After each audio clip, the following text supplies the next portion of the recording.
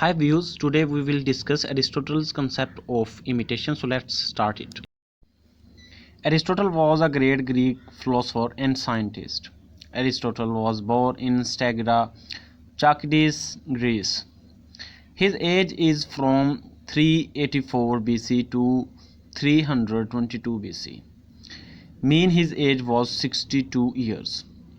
According to Aristotle, poetic imitation is not a process to copy the world, but it is a truthful expression of reality.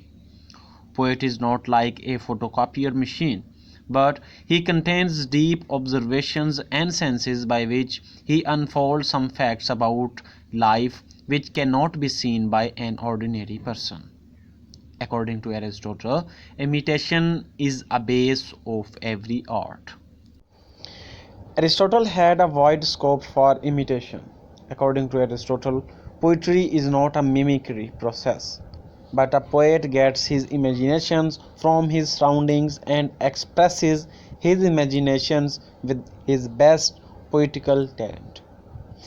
By poetry, a poet anticipates what may happen, and it's also the function of a poet.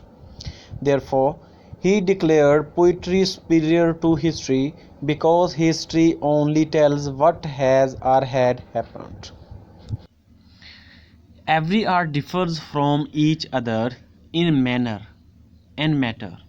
For example, if we imitate the actuality of life with words in the form of verses, then this is poetry.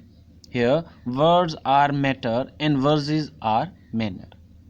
If we imitate the actuality of life in the form of action, then it's drama.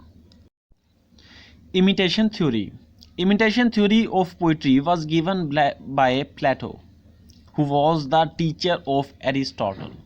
According to his theory, poetry is twice removed from the reality, mean that poetry is a copy of a copy. According to Plato, this existing world is a copy of the real world in universe, and so reflection of his fake world is a copy of a copy.